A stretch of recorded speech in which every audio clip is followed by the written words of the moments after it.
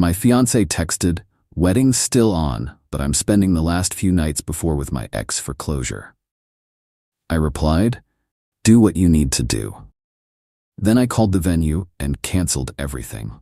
She found out at her bachelorette party when the venue called her about the cancellation, and then I, 29 male, got the text from my fiancée Brooke, 27, on a Wednesday afternoon while I was at work. We were supposed to get married that Saturday.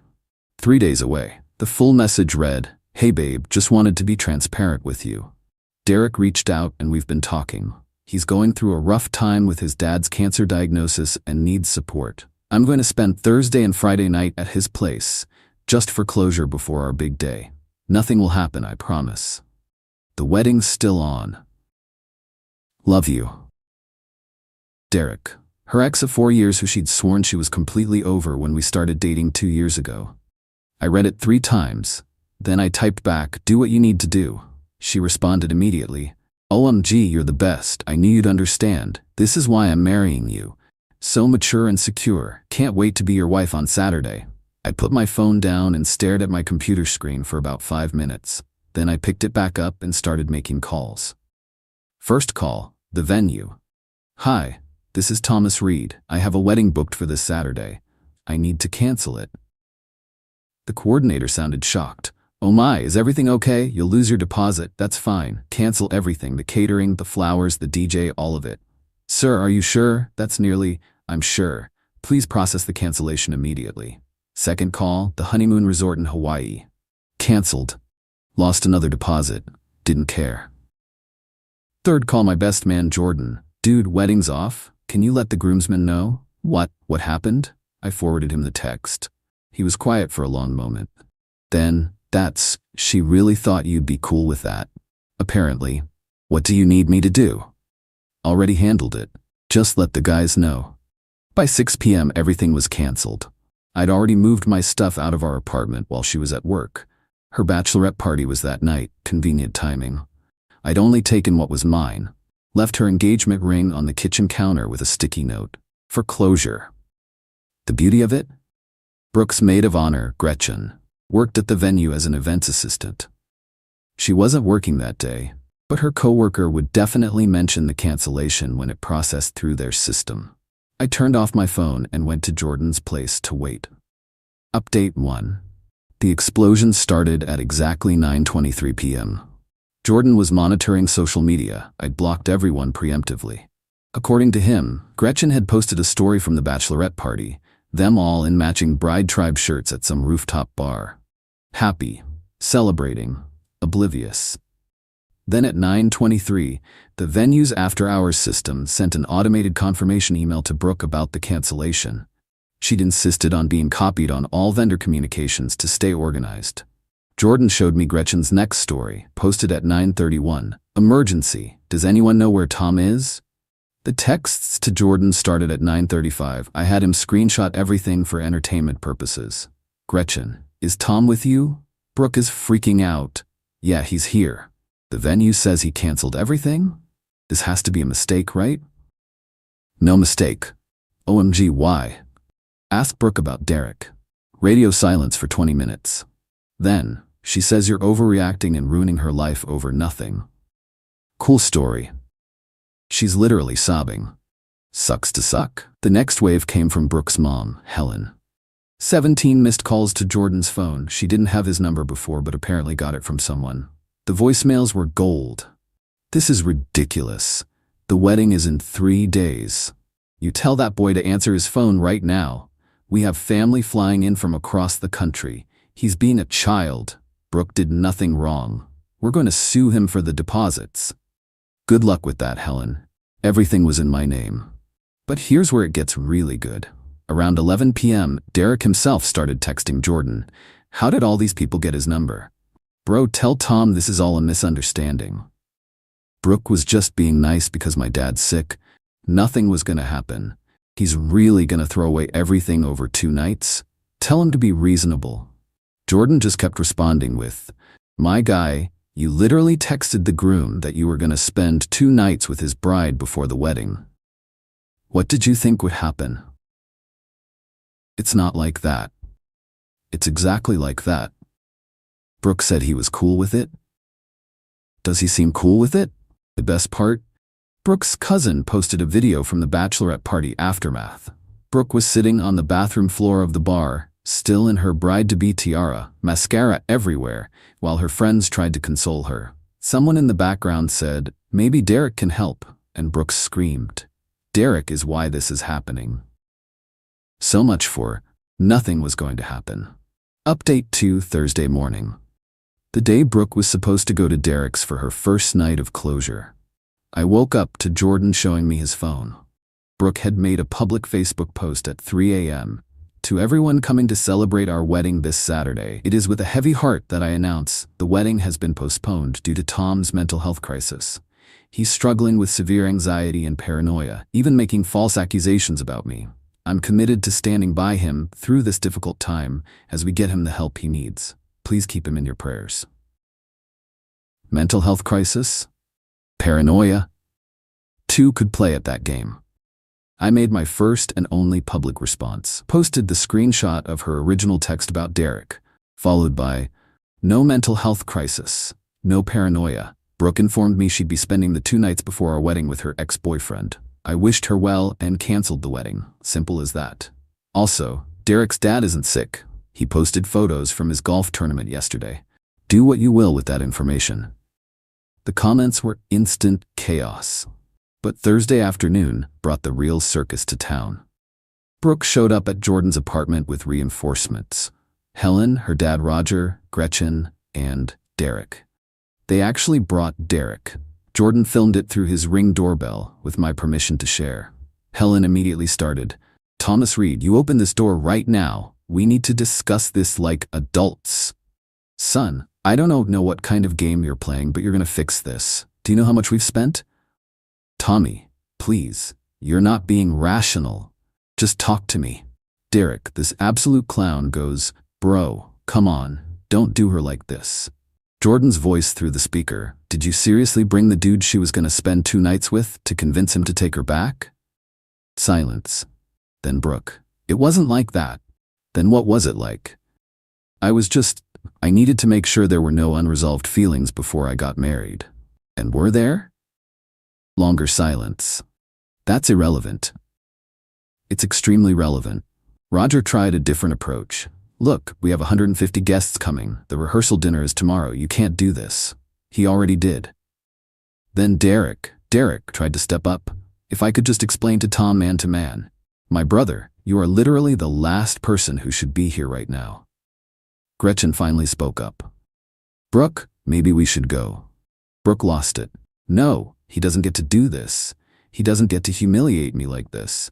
Tommy, I know you're in there. You're being pathetic. You're going to regret this for the rest of your life. I was doing you a favor by marrying you." A favor. There it was. Anything else? "Helen, we're going to make sure everyone knows what kind of person he really is." Cool. Tom already posted the receipts. Anything else? They stood there for another 10 minutes making threats before building security showed up and escorted them out. But the Thursday night update was the best. Brooke went to Derek's apartment anyway. Posted a story from his couch with wine glasses visible. Sometimes the universe shows you where you're really meant to be. Guess the wedding being canceled didn't affect those closure plans. Update 3 Friday morning started with a call from the country club where the rehearsal dinner was supposed to be. Brooke was there with Helen, demanding they honor the reservation even though I'd canceled it. The manager called me because I was the account holder. "Mr. Reed, there seems to be some confusion. Miss Patterson is here insisting the dinner is still happening. There's no confusion. It's canceled. She's saying she'll pay for it herself." "That's fine, but it needs to be a new reservation. The Reed-Patterson rehearsal dinner is canceled." "Understood. Oh, and sir, she asked us to charge your card for her new reservation. When we explained we couldn't do that, she became upset." I heard screaming in the background. "Is that her now?" "I'm afraid so. She's demanding to speak to you." "I'm good, thanks. Have a nice day." An hour later, Roger called from a different number. I'd blocked his. "Tom, this is Roger. I'm at the country club. They're calling the police on Brooke and Helen. Is this really what you want?" "I want nothing. I'm just living my life. You're destroying hers. She made her choices. Over 2 nights? You're ending everything over a text about 2 nights? Roger, did she tell you she posted from Derek's apartment last night after the wedding was already canceled? Silence. Yeah, I saw that too. Still think I'm overreacting? He hung up. The rehearsal dinner aftermath was documented beautifully on social media by the gossip-loving cousin. Apparently, Brooke and Helen tried to host an alternative celebration at a restaurant. 12 people showed up out of the 60 invited. Derek was one of them. He sat next to Brooke. Her own sister left when she saw that. But Friday night was legendary. Brooke decided to do a live video on Instagram. Wine drunk, crying, the whole thing. I just want everyone to know the truth. Tom is painting me as some cheater, but I never cheated. I was just trying to get closure. Derek and I had unfinished business, and I wanted to enter my marriage with a clean slate. Tom said he was fine with it. Someone commented, "Girl, you're literally at Derek's apartment right now." She tried to move the camera, but everyone had already seen Derek's distinctive wall art. "It's not. This isn't. We're just talking." Another comment, "Didn't you say Tom was having a mental health crisis this morning?" "He is. He's crazy. Who cancels a wedding over a text?" Comment, "Someone whose fiancé told them she was spending 2 nights with her ex." Brooke started ugly crying. "You don't understand. Derek and I have history. Tom never understood that connection." Someone screen recorded the whole thing. The video ended with Derek trying to take her phone away and saying, "Babe, you're making it worse." Babe. Update 4. I woke up at the resort in the mountains. Yeah, I went on a solo trip instead. Peaceful. Beautiful. No drama. Jordan kept me updated though. The venue had apparently become a circus. Despite everything being canceled, about 30 guests showed up because Brooke and Helen had been telling people it was just postponed and to come anyway for a celebration of love. The venue was hosting a different event, a corporate retreat. So there were Brooke's confused relatives in formal wear wandering around, while tech bros had their team-building exercises. Helen tried to strong-arm the venue into giving them a space. The venue manager called the police. Again. Brooke's sister Diana, the one who left the rehearsal dinner, texted Jordan, "This is insane. Mom and Brooke are trying to convince people Tom had a psychotic break." Meanwhile, Brooke's been at Derek's since Wednesday. Dad found out Derek's been divorced twice and owns nothing. No house, no car, nothing. But Brooke's acting like he's her soulmate. I'm so embarrassed. The plot twist? Derek's sick dad, who started this whole thing? He showed up at the venue because he thought his son was getting married. Derek had apparently told him that. When he found out the truth, that Derek had broken up an engagement and his supposed cancer was being used as a lie, he lost it. In front of everyone. "You told people I had cancer? To sleep with an engaged woman? I raised you better than this." Brooke tried to intervene. "It's not his fault. Tom overreacted." Derek's dad turned to her. "You're engaged to another man and spending nights at my son's apartment. You're both trash." Chefs, sorry. I mean, perfect timing. Saturday night, Brooke tried one last desperate play. She showed up at the apartment we used to share. She still had her tea because I'm not on the lease. I'd just been paying half the rent. She texted me a photo of her in her wedding dress. The wedding dress. Standing in what used to be our bedroom. "This could have been our night. I'm here if you want to talk." I replied, "You should check your email." I'd sent her notice that I'd already informed the landlord I'd moved out and wouldn't be paying next month's rent. She couldn't afford it solo. "You can't do this. Did it. Good luck with everything. Where am I supposed to live?" "Derek seems comfortable." She sent 43 voice messages. I didn't listen to any of them. Final update. The fallout has been spectacular. Brooke and Derek are officially together. They moved in together after she got evicted. She couldn't make rent.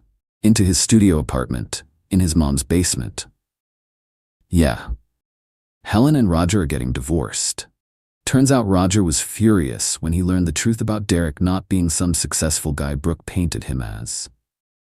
He also discovered Helen had been encouraging the whole closure thing because she thought Derek had money from a settlement. When Roger confronted her, Helen admitted she'd never liked me because I wasn't ambitious enough. I'm a software developer making 6 figures, but okay. Roger sent me an apology email. "Tom, I'm sorry. I failed as a father. I should have raised her better. You dodged a bullet. I wish I had your courage to walk away. Derek's dad reached out too. Kid, I'm sorry my son is a disappointment. You seem like a good man. His mother and I are cutting him off until he grows up. The best part? Brooke's been trying to plan a wedding with Derek. She called the same venue to book it. They declined. She tried 3 other venues in the area. Turns out they all have a blacklist for problematic clients, and Helen's 2 police incidents got them on it. Her cousin, the one who kept posting everything, told Jordan that Brooke's been complaining that Derek won't propose. He keeps saying, we don't need a piece of paper, and what we have is beyond marriage.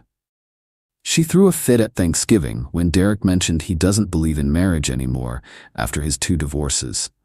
According to Diana, Brooke screamed, "You ruined my life for nothing?" Derek's response, "I thought you loved me for me, not for a wedding." They're still together. Miserably, from what I hear. She keeps trying to make it look perfect on social media, but people have caught Derek on dating apps. She pretends not to know. As for me, I'm doing great. Got promoted at work. Turns out not having wedding stress improved my performance. Started dating Elise from my rock climbing group. She thinks the whole story is hilarious and says she would have done the same thing. We're taking things slow. No rush, no pressure, no ex-boyfriends needing closure. Funny thing, I ran into Gretchen at a coffee shop last week. She apologized for her part in everything. Said Brooke had been texting Derek for months before that Wednesday, planning their closure nights. She'd even bought special lingerie for it. Gretchen had tried to talk her out of it, but Brooke was convinced I was too much of a pushover to do anything about it. Guess she was wrong. The red flags were everywhere. The way she'd compare me to Derek constantly. How she'd text him just as friends but hide her phone. The time she said I was lucky she chose me during an argument. The wedding would have been a mistake. The divorce would have been expensive. The text about Derek was a gift, really. Oh, and last week Derek's ex-wife reached out to me on social media. Heard what happened. Welcome to the club of people who escaped that train wreck. BTW, he'll cheat on her within 6 months. He cheated on me with 3 different women.